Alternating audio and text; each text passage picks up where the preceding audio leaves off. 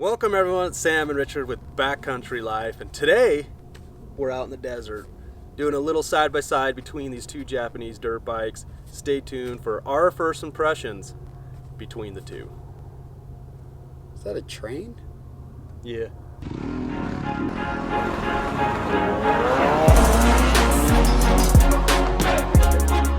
We're out here in Jericho just riding around.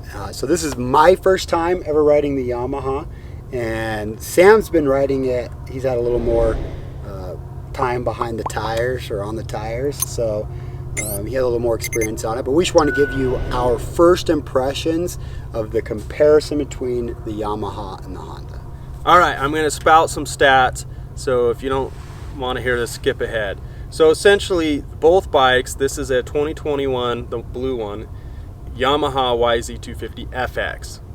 And then the Honda is a 2019 CRF250RX.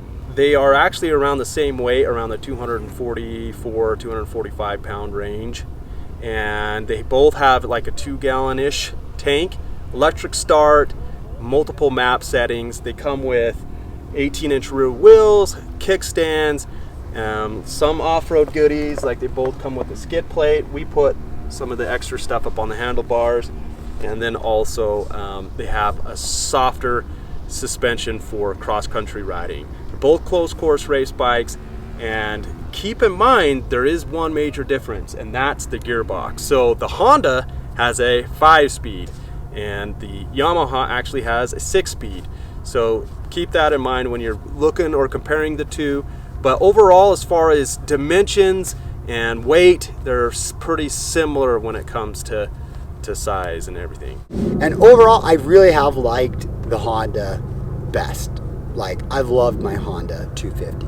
The only time that I liked Sam's, it was your 250 two-stroke KTM, was we were riding 5 miles of hell, and as a beginner rider, and this doesn't just like lug up stuff as well as Sam's bike, and so we switched and I rode Sam's bike up that. But other than that, I have loved my 250. So it's just a great bike for where I'm at skill level wise. Like really, like the other, I just feel the most comfortable on that bike, and I have the most confidence, which I think is important.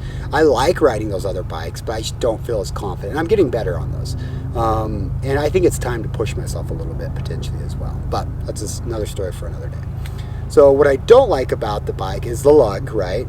And then the inability to lug. Yeah, the inability to lug. It just doesn't lug real well, and I just kept killing it and dropping the bike. And then the other things I don't like is I do feel like it's kind of a boat driving down the single track. It's not as nimble and quick feeling as a lot of the other bikes I've ridden. And then it's where the gas tank is, it's just a little wide.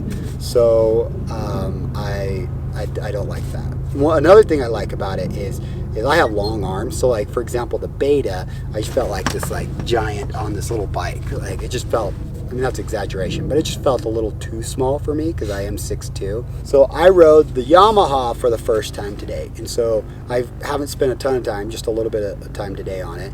And my first impressions is I really like it. And what I like about it is it feels very much like my Honda, but it feels more nimble and light. So to me, that's the biggest difference, and it's a little bit narrower down here, is it feels extremely similar. Does it have more power? I feel like it has a little more power. It has more power down low. Anyways, I felt like it had a little more power. And I ride in the down low range more often than not. So I did feel like it had a little more power, and so, but I really like it. I think it's a great upgrade. Whatever they did, the tweaks to it, and Sam can get into the more technical stuff. But I would rather have the new Yamaha than my Honda. Now, they did come out with a new Honda 2022 that supposedly makes similar tweaks. So I think the new Honda, we haven't ridden one yet, would be similar to this new Yamaha. If Honda's listening to this, or anyone, you can donate one to us. Yes, you should. It's probably not as technical as you guys wanted, but as a beginner, that's my take on it. I definitely would prefer to ride that. I really like it. It's a great bike. So you know, is it a night and day difference? No, for me, but I just love I still have the same confidence as I do on my Honda, but I feel like I can go, it's just more nimbler, it just feels better. So I'm a big Honda fan. I've loved Hondas. The Honda was my first dirt bike. I still own some Honda little kid bikes. Great bikes.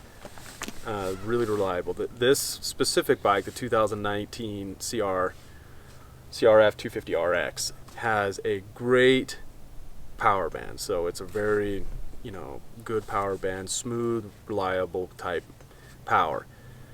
And that helps you have confidence. And so when we talk about dirt biking, you know, the reason we got a 254 stroke for Richard to start out on versus just throwing him on a 300 is if you get a bike that you have confidence on, you can learn your skills and the right rider positioning and basically learn how to ride a dirt bike correctly. And this keeps you having more fun and also keeps you from wrecking more. So the right technique on a dirt bike is really important.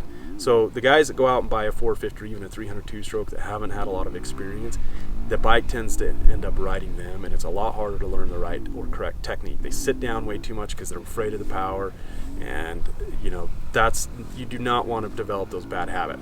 If I had my choice, the 250 4-stroke is a better bike for me than a 450. I can have better riding technique and so forth. So we're just talking 4 strokes. So the Honda is not nearly as good in the really technical stuff in single track. It's just not. 4 strokes don't do as well as a 2-stroke. So if you're looking for like hard enduro technical single track dirt bike, this is not it. And can you ride hard technical single track with it? Yeah, but make sure you have a fan and a good clutch. Why'd you buy it from me then? You don't ride hard technical. Oh, I lied. Yes, I do. 5 miles of hell. Just kidding. Where else have we taken him? And he's like, I hate you guys. We did buy a fan though. We bought a fan because I knew I'd ride single track with it. But if you're just riding single track with a little bit of technical terrain in it, it does fine. But what it's built for is out here in the desert. So cross country, fast flowy, it's an off-road closed course race bike. So that's what Honda built it for. That's what the Yamaha's built for. The gearing setup, all of that's built for that. So, you know, we're trying to get one bike and take it and do everything with it, which, you know, it does decent. It's not bad. So I do agree, it flames out a little bit, so the low end grunt is not nearly as good as riding some of the other bikes we have in our shop. But here's the thing that I really loved about the Honda. It was really fun, and I felt really confident, like Richard said, on it, and I feel planted on the ground, and the power was really good, and it does, in my opinion, most of the best work up high. So the higher you rev the bike, the better it runs. And the ergonomics of the bike fit me really well. I actually felt more spread out on it on the Honda than I do on my KTMs.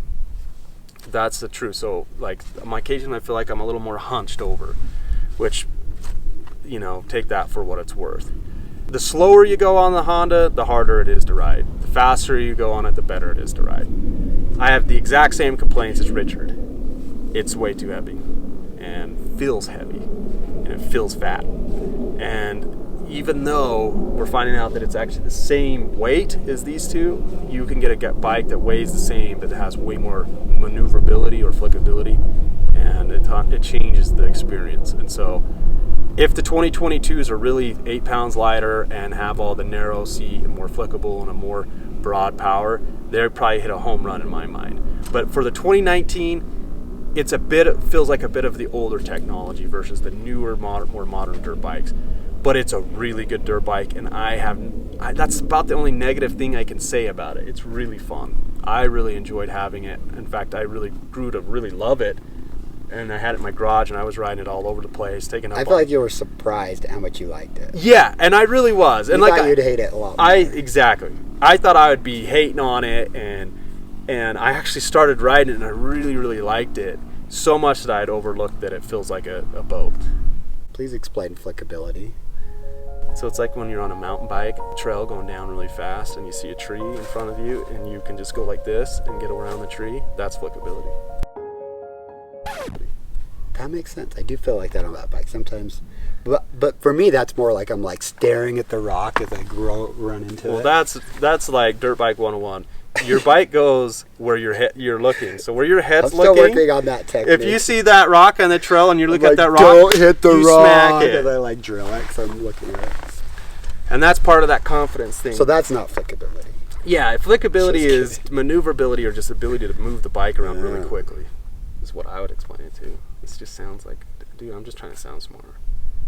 I would pick the Yamaha every day of the week over the 2019. It is significantly better.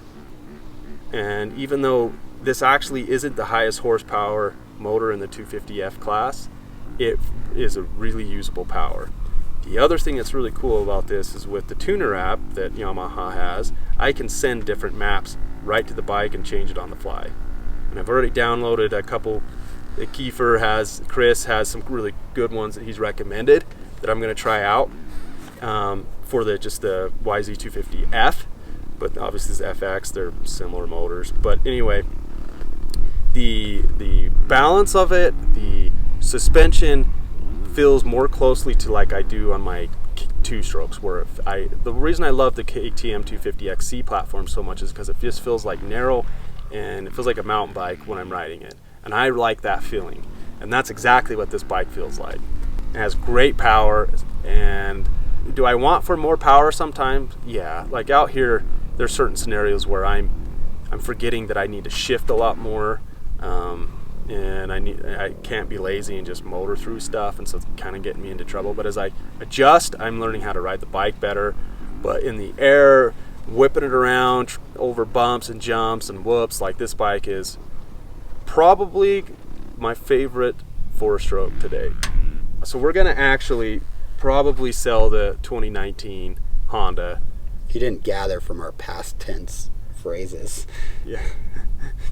It's an old. It's dead. It's gonna die. No, but Just kidding. If you're looking at a 2019 and you like a more planted feel and you're not completely upset without it feeling like a mountain bike, it's a great buy, and you probably could find a good used one for a good price. The changes they made to the Yamaha in 2020 has really upped the bar between the two bikes. So we're gonna just put tubeless on it. I'll probably put some frame guards and some hand guards. Dude, and that's it. that was one thing I noticed.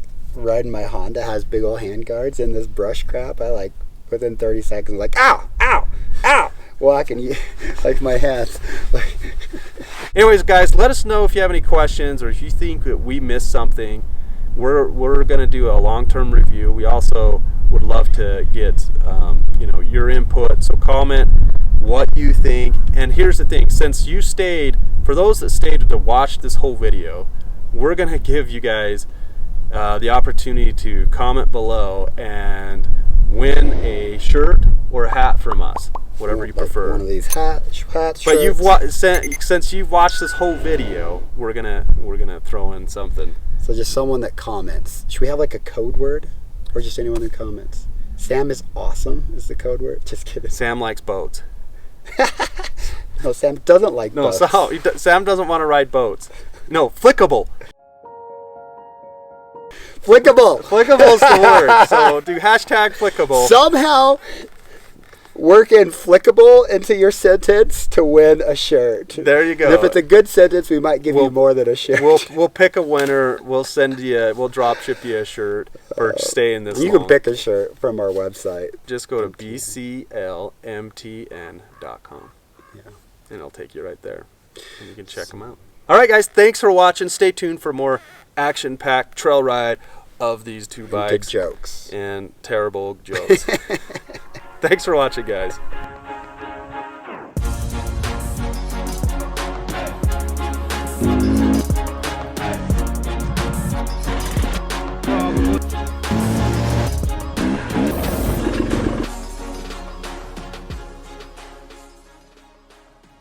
Rich and I are brothers. Maybe we should stop YouTube and become train conductors. That's actually, you can see Just the travel country. the world. I don't know how much you make, 60 grand a year, 70 grand a You year? don't even have to steer. Like, what do you do? What do you do? I don't know. What do you do as a train conductor? I'm sure it's complicated. Breaker. I'll just stay awake for the next 12 hours. There's another deer. Another Deer coming up on the left. Another idiot playing on the tracks. That was us as kids. We used to get the highway patrol called on us because we try to chuck rocks at the train. Don't do that. Dude, don't tell people that.